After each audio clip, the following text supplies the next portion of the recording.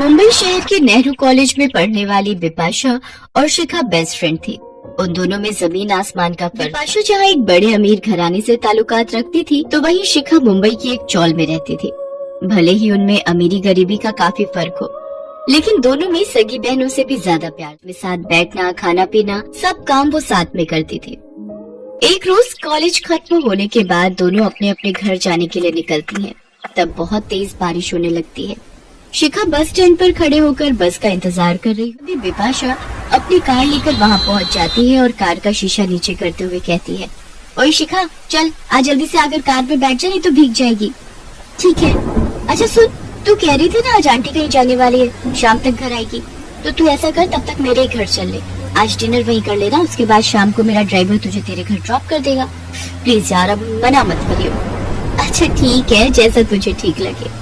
कुछ देर में दोनों सहेलियां बिपाशा के घर पहुंच जाती हैं। घर पहुंचकर बिपाशा शिखा से कहती है, यार आज तो पहली बार मेरे घर आई है, बता क्या खाएगी।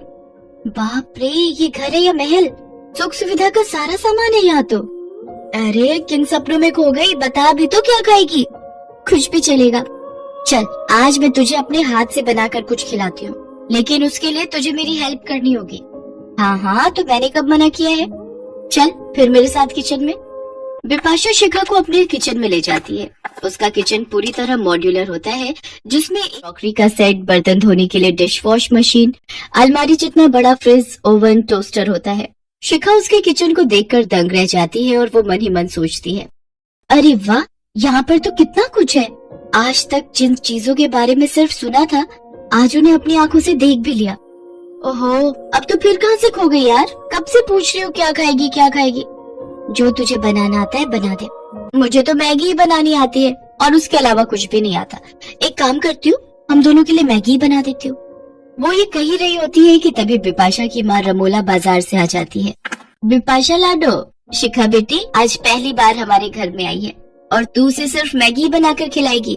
एक काम करो, तुम शिखा को अपने रूम में लेकर जाओ। बिरजू काका बाजार से सब्जी लेकर आ गए हैं, मैं अभी उन्हें बोलती हूँ तुम लोगों के लिए कुछ बढ़िया सा बनाने को। नमस्ते आंटी, आप मेरी फिक्र मत कीजिए, मैं कुछ भी खा लूंगी। नमस्ते बेटा, ऐसे कैसे कुछ भी खा लोगी? अरे आज पहली बार तुम हमारे घर आई हो, तो बिना डिनर किए तो तुम्हें जाने नहीं दूंगी। चलो अब तुम दोनों रूम में बैठकर बातें करो, मैं नौकरों से कहकर डिनर रेडी करवाती हूँ। कुछ देर बाद रमोला नौकर के हाथ उन दोनों के लिए स्नैक्स में पास्ता, जूस और कबाब भिजवाती है और फिर डिनर में शाही पनीर, फ्राई गोभी, बूंदी रायता, सलाद और मीठे में खीर और गुलाब जामुन परोसती है। इतना लाजवाब खाना शिखा ने आज तक नहीं खाया होता। वो भरपेट डिनर करती है और उसके बाद बिपाशा का ड्राइवर उसे उसके घर ड्रॉप कर देता है, जहाँ शिखा की माँ लता उसका इंतजार कर रही होती है। अरे बेटा आ गई, अच्छा हुआ जो तू बिपाशा के घर चली गई थी।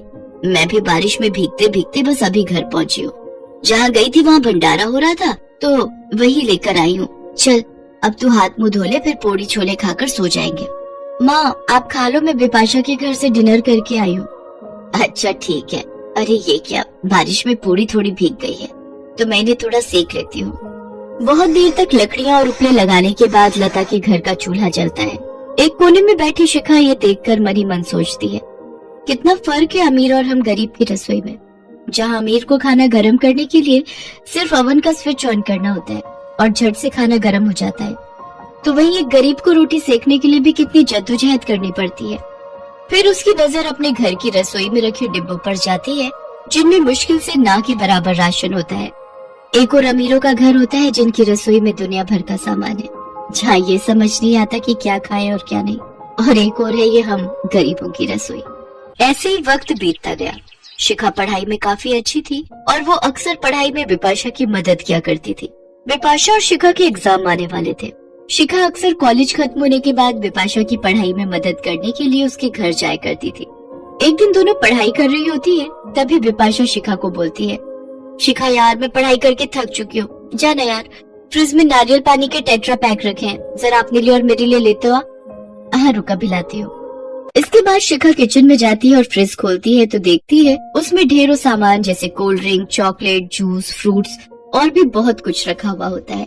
अरे बाप रे, ये फ्रिज तो किसी अलमारी से भी बड़ा है और इसमें इतना सारा सामान। ये तो ऐसे लग रहा है जैसे किसी मॉल की कोई बड़ी सी दुकान हो। इसमें तो दुकान की तरह कितनी सारी चीजें रखी हुई हैं खाने पीने की, और एक हम गरीबों के घर की रसोई है जिसमें फ्रिज के नाम पर एक पानी का मटका ही रखा हुआ होता है। ये सोचकर शिखा फ्रिज में से नारियल पानी लेती है और चली जाती है। फिर शाम को रमोला अपने कुक से कहती है, सुनो बिरजू, आज खाने में चिकन कोरमा, कढ़ाई पनीर, बूंदी रायता, लच्छा पराठा और बटर नान बना देना।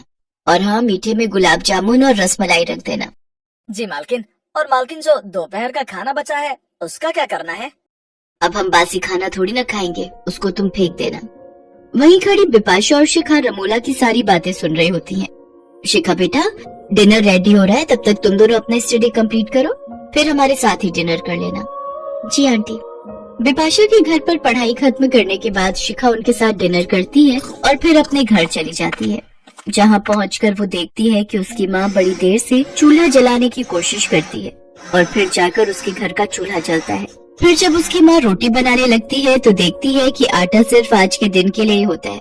ये देख उसकी माँ लता सोचती है, हे राम, ये तो जरा सा ही आटा है। ऐसा करती हूँ, शिखा के लिए रोटी बना देती हूँ और मैं अपने हिस्से का आटा उसके कल के खाने के लिए रख देती हूँ।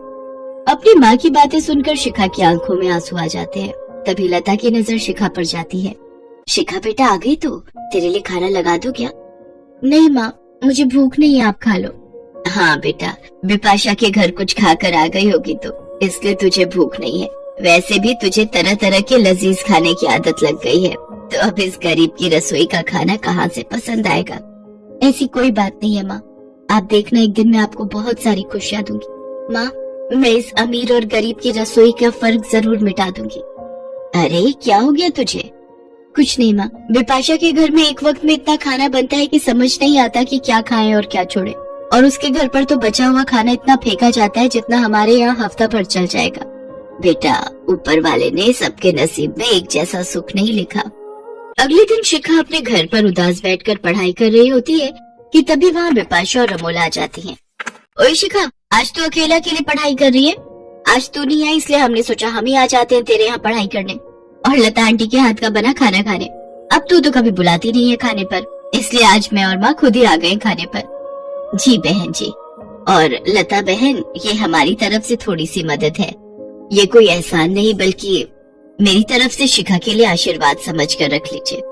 और शिखा बेटा, एक बात हमेशा याद रखना, रसोई चाहे अमीर की हो या गरीब की, लेकिन जब एक माँ वहाँ खाना बनाती है तो उसका मोल कोई अमीर नहीं लगा सकता। अब चले लता बहन जी, खाना बना ले, मेरे पेट में तो चूहे कूद रहे हैं। हाँ हाँ, आइए आइए।